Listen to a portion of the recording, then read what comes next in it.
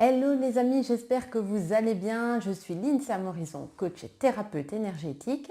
Et mon but à moi, c'est de vous accompagner pas à pas vers votre épanouissement personnel et professionnel, mais aussi de vous permettre de vous reconnecter à vous-même afin que vous puissiez retrouver du sens et de cette manière révéler votre bien-être au quotidien. La vidéo que je vous propose aujourd'hui est de comment éviter l'autosabotage. Pour ça, je vous donne 5 clés qui vous permettront d'identifier ces comportements bloquants et qui, j'espère, vous permettront justement, quand vous les aurez identifiés, de pouvoir les dépasser et donc d'atteindre plus facilement les objectifs que vous êtes fixés. Si cette vidéo vous intéresse, je vous invite à rester et c'est juste après l'intro.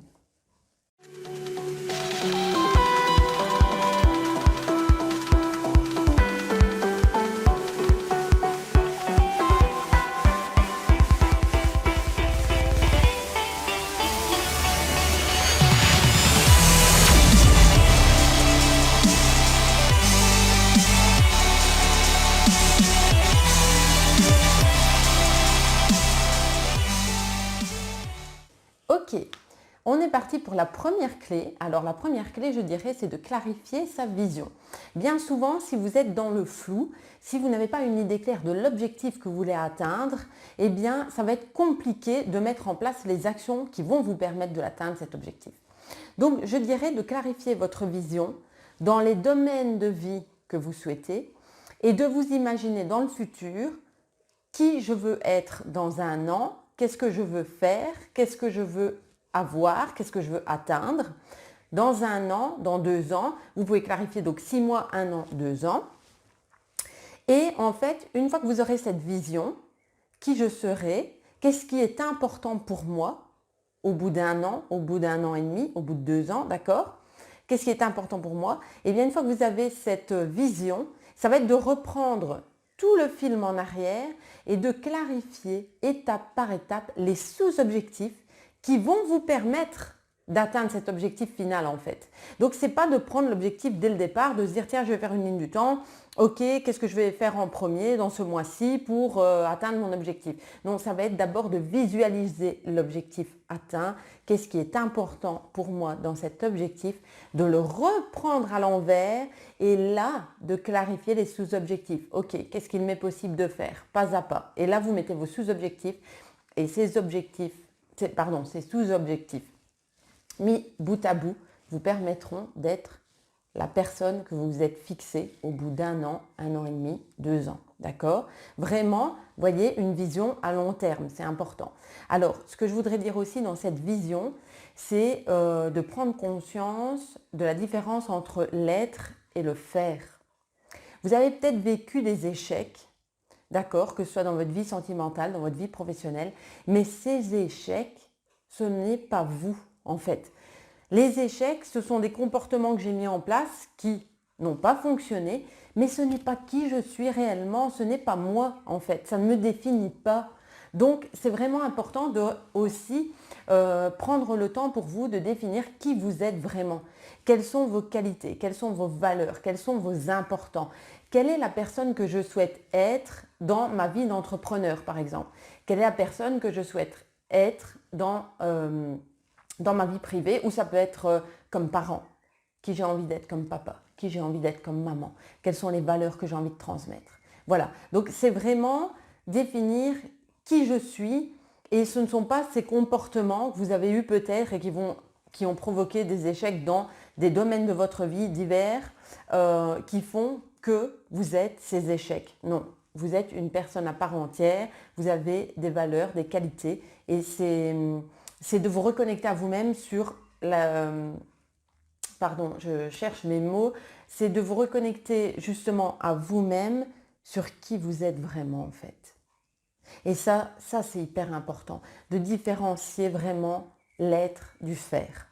Donc ça c'est vraiment la première clé, j'ai envie de vous dire, ne restez pas dans le flou. La première clé c'est la vision, établissez un objectif à long terme et ensuite revenez en arrière pour mettre des sous-objectifs. Ça c'est la première clé, d'accord? Et différenciez bien l'être du faire. Alors, en ce qui concerne la deuxième clé, je dirais que c'est de prendre conscience que mon passé et tout ce que j'ai vécu ne va pas définir ce qui va se passer dans le futur. Alors, ce qui se passe en fait, c'est que votre subconscient, il enregistre tous les événements qui sont passés. Donc, vous avez peut-être eu plusieurs échecs. On va prendre un exemple dans votre vie sentimentale, ok.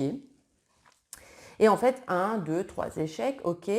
Et donc, vous vous projetez dans le futur en vous disant, ah oui, mais j'ai déjà eu 3 échecs dans ma vie sentimentale, donc c'est fort probable que ça se repasse de la même façon. Alors, ce que vous devez comprendre, c'est que si c'est une croyance en vous, si c'est une réalité pour vous, il est fort probable que la prochaine relation, elle sera vouée à l'échec. Parce qu'en fait, c'est juste un comportement qui se répète, qui a été enregistré, qui se répète. Par contre, si vous changez d'optique et que vous vous dites, ok, il y a eu 3 ou 4 échecs dans ma vie sentimentale, mais maintenant, si j'arrivais à me visualiser donc dans le futur avec une vie sentimentale qui fonctionne, tiens, finalement, qu'est-ce que je ferais de différent? Qu'est-ce qui serait différent chez moi dans mon comportement? Est-ce que vous pouvez peut-être justement vous visualiser dans ce futur et voir ce qui a changé chez vous? Parce que ça va vous aider déjà de 1 à reprendre confiance et puis à changer j'ai envie de dire non, pas cet enregistrement, cette programmation. Voilà. Le cerveau, il fonctionne par programmation, c'est tout. Il a vécu des événements et donc il se dit, lui, ah ben ça va se repasser comme ça. Mais non, en fait, il n'y a pas de raison. Et si pour une fois, en vous projetant dans le futur, au lieu de repenser à tous les événements passés qui n'ont pas fonctionné, si pour une fois, vous vous donniez l'autorisation de vous dire, et si ça fonctionnait cette fois-ci? Et si ça marche? Et au lieu d'anticiper négativement ce futur, de l'anticiper positivement. On est tellement habitué à imaginer le pire, et si on imaginait le meilleur pour une fois? Donc vraiment, c'est un exercice qui va vous permettre en tout cas d'éviter l'auto-sabotage et de rester là où vous en êtes en fait. Ça va vous permettre de passer à l'action. Donc essayez d'anticiper le futur de manière positive. Ok? Ça, c'est la deuxième clé. La troisième clé que j'aimerais vous donner, la troisième clé, je réfléchis, je me perds dans mes pensées, il y a tellement de choses que j'ai envie de dire en fait. Je réfléchis à la plus essentielle pour vous. Alors, ah oui, la troisième clé, c'est justement les échecs que j'ai vécus, d'accord, ou les erreurs que j'ai faites, ce ne sont pas des échecs en fait. Donc tout ce qui s'est passé avant, qui ont été des erreurs, ce ne sont pas des échecs, ce sont des essais. Enfin, pour moi, c'est ce que j'aime à dire, c'est voilà, j'ai tenté quelque chose et ce n'est pas un échec, c'est un essai que j'ai fait. Alors en le voyant de cette façon-là, en se disant tiens, c'est un essai, ok, comme ça je vais pouvoir apprendre de cette erreur. Ok, j'ai fait une erreur, ça n'a pas fonctionné, qu'est-ce qui n'a pas fonctionné? Qu'est-ce que maintenant je peux faire de différent pour tenter autre chose, pour tester autre chose? Prenons par exemple, on a tous déjà testé, je pense, pour la plupart d'entre nous en tout cas, des recettes de cuisine, et quand c'est la première fois que vous faites une recette de cuisine, il y a fort à parier que la première fois vous allez dire ah ok, je l'ai faite comme ça, mais la prochaine fois je mettrai peut-être un peu plus de sel, ou je mettrai peut-être un peu plus de sucre, ou je mettrai peut-être un peu plus de cet ingrédient là, enfin bref. Souvent, la première fois, on teste une recette et on ne se dit pas « Ah tiens, c'est une erreur que j'ai fait ». Non, j'ai testé une recette. Je sais que la prochaine fois, je vais pouvoir l'améliorer parce que je vais changer un ingrédient, je vais l'améliorer, ajouter quelque chose, retirer quelque chose, enfin bref. Et bien c'est pareil pour les expériences de vie, que ce soit dans le domaine sentimental, pour votre vie professionnelle. Vous avez tenté, vous avez ouvert une entreprise, ça n'a pas fonctionné. Ok, qu'est-ce qui s'est passé qui n'a pas fonctionné ? Et comment la prochaine fois je peux changer la donne, qu'est-ce que j'ai à modifier, qu'est-ce que je pourrais améliorer, mais en tout cas continuer de tester. Plus vous allez avoir d'erreurs, plus vous allez apprendre en fait. Et ce qui se passe, c'est que plus on commet d'erreurs, et plus après vous allez être, je vais dire, à l'aise. J'ai envie de dire à l'aise, mais en tout cas, plus confiant. C'est ça, ça va être... Vous allez commettre des erreurs, vous allez apprendre de vos erreurs, vous allez changer la donne, et puis vous recommettez une erreur, et puis vous dites, ok, c'est un autre essai, j'ai tenté autre chose, ça n'a pas fonctionné, je recommence, et je recommence. Et ça apporte la confiance en soi, et ça apporte aussi le fait de continuer de passer à l'action, et en tout cas, d'apprendre et de devenir de plus en plus compétent en fait. parce que vous apprenez des choses. Celui qui ne fait rien ne peut rien lui arriver. Ça, c'est vraiment quelque chose que j'aime bien dire à mes clients parce que celui qui ne fait rien, mais il ne peut rien lui arriver. Vous tentez des choses, vous essayez des nouvelles choses. C'est en essayant que justement, oui, il nous arrive des choses. Oui, parfois ça ne fonctionne pas, effectivement. Et on aura peut-être plus d'échecs et d'erreurs que de réussites. Mais le jour où ça réussira, ce sera parfait en fait. Ce sera juste, voilà, ce sera l'aboutissement. Et donc voilà ce que je voulais partager avec vous pour cette troisième clé. Apprenez de vos échecs. Ce ne sont pas justement pour moi des échecs, ce sont des essais. Donc apprenez et recommencez et changez quelque chose. Ok ? Ok, alors ce que j'ai envie de partager donc avec vous dans cette quatrième clé, ça va être de continuer d'apprendre tous les jours et de continuer de vous former constamment. Donc en fait, bien souvent, quand on atteint un objectif, on se fixe quelque chose, on apprend, on se forme et puis on se dit voilà, je suis devenue, prenons même un exemple, je vais me dire voilà, j'ai fait ma formation de coaching, je suis devenue coach et puis stop. Mais non en fait, c'est important de se dire ok, je suis devenue coach, j'ai fait ma formation, mais maintenant qu'est-ce que j'ai envie de continuer d'apprendre pour toujours donner, pour toujours apprendre, pour me permettre en fait d'évoluer constamment.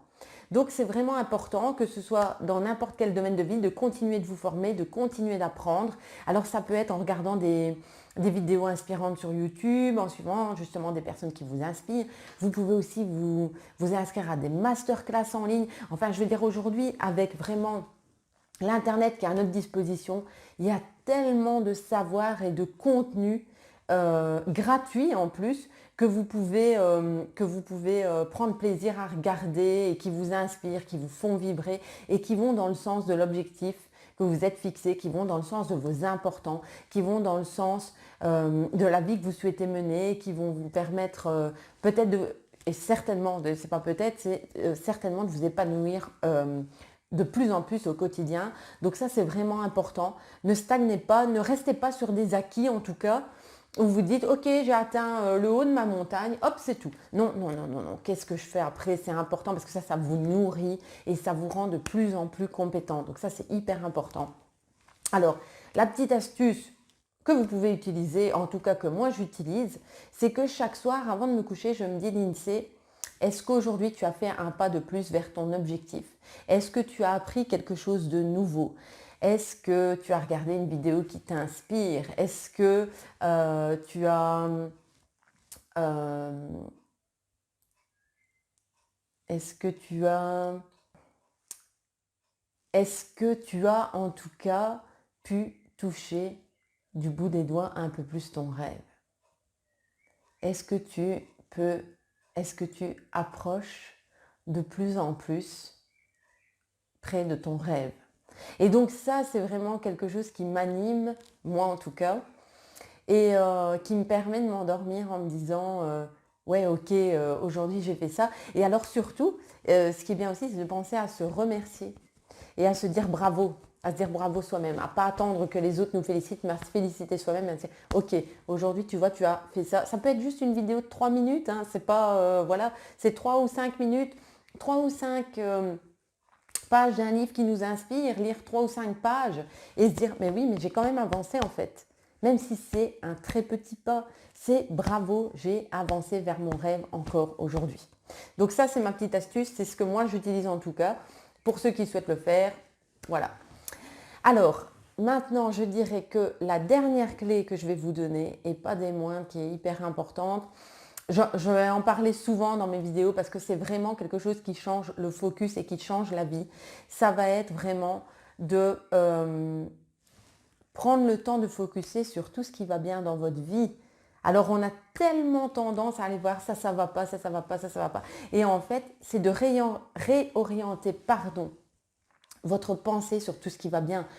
Prenez chaque domaine de votre vie, le sentimental, le professionnel, le familial, le social, et allez chercher dedans toutes les choses qui vous font plaisir là-dedans. Et il y a forcément des choses, même si peut-être au début ça va être de l'entraînement et qu'il y a peut-être des personnes qui vont se dire « Ah non, dans ma vie sentimentale, je vois vraiment pas, il n'y a rien qui va. » Enfin voilà. essayez de chercher quelque chose de positif dans ce domaine-là. Il y a aussi des choses positives. Et ça peut être simplement, je ne suis peut-être pas en couple en ce moment, mais en tout cas, peut-être je peux apprendre à être bien avec moi-même. Je peux apprendre à justement savoir maintenant ce que je veux dans mon prochain couple et de le visualiser. Donc ça, c'est quelque chose de réorienter l'esprit vers la positivité. D'accord? Donc c'est vraiment, prenez le temps d'apprécier tout ce qu'il y a autour de vous et qui vous fait du bien. Prenez le temps de regarder les oiseaux, prenez le temps de vous reconnecter à la nature, prenez le temps d'être dans la gratitude parce que la gratitude, et je le redirai souvent dans les vidéos, moi c'est la première chose qui a changé ma vie en développement personnel. J'ai pris le temps pendant 28 jours, tous les matins, de lister 10 choses pour lesquelles j'étais reconnaissante. Et je ne dis pas que c'est facile. La première fois où je me suis dit, je vais lister 10 choses, déjà 10 choses, ça me paraissait énorme, mais le lendemain, je me suis dit, tiens, je vais renoter les mêmes choses parce que je ne voyais pas en fait. Et en fait, plus les jours sont passés, plus j'ai pu dire merci pour des choses auxquelles je prêtais même plus attention. Donc je suis arrivée à dire merci, merci pour les métiers des services qui passent pour ramasser les poubelles dans la rue. Parce que c'est des choses qui au début, ça me passait au-dessus de la tête, j'aurais même pas pensé. Et en fait, je me dis, mais si on les avait pas, mais on vivrait dans une poubelle, quoi. Enfin, vraiment. Donc, de remercier ces métiers des services-là et de dire, mais merci de vouloir faire ce métier-là, de faire ce métier-là, en tout cas, qui me permet à moi, quand je sors dans la rue, de me dire, voilà, je suis dans une rue où il n'y a pas de poubelle, quoi. Où c'est propre, où il y a de la propreté, où je me sens bien. Et donc, moi, en tout cas, j'ai commencé comme ça et j'ai fait 28 jours avec 10 choses pour lesquelles j'étais reconnaissante tous les jours. Et c'est ce qui m'a permis, du coup, d'orienter mon esprit vers ce qui va bien. Et je dois dire que ça a vraiment changé quelque chose, je pense, dans la programmation de mon subconscient, qui fait que maintenant, dans les petits défis que je vis au quotidien, dans les difficultés, parce que j'ai aussi encore des difficultés, c'est pas parce qu'on travaille là-dessus, le coaching, qu'on n'a pas de difficultés, non, bien du contraire, on a toujours des difficultés, mais en tout cas, il m'est plus facile d'aller chercher tout de suite vers la solution ou tout ce qui va bien dans cette difficulté, tout ce qu'elle peut m'apporter en fait. Et ça, c'est vraiment important, ça change vraiment l'état d'esprit et ça aide à passer plus vite, à repasser plus vite en tout cas, dans un état de bien-être, à repasser plus vite dans un esprit plus positif et qui justement nous permet de rester, comment dire, je cherche mes mots, qui va vous permettre en tout cas cet esprit positif, de vous amener certainement une vie plus sereine, plus en harmonie, j'ai envie de dire, plus en harmonie et qui va vous permettre justement de révéler votre bien-être au quotidien. Ça, c'était ma 5e clé. À la fin de cette vidéo, je vous remettrai le détail d'accord de ces 5 clés. Comme ça, si vous avez envie de les noter, je les écrirai, vous les verrez en fin de vidéo. Voilà donc pour ces 5 clés. J'espère en tout cas que cette vidéo vous a plu. Si c'est le cas, je vous invite à liker à l'aide du petit pouce bleu. Je vous invite également à la partager à des personnes de votre entourage à qui elle pourrait être utile. Je vous propose également de me laisser vos questions et vos avis dans les commentaires. Je me ferai un réel plaisir d'y répondre. Et en attendant, je terminerai avec juste ceci. Soyez courageux, soyez audacieux, persévérants et surtout osez être vous-même pour impacter le monde de votre lumière. On en a besoin. Je vous dis à très très bientôt.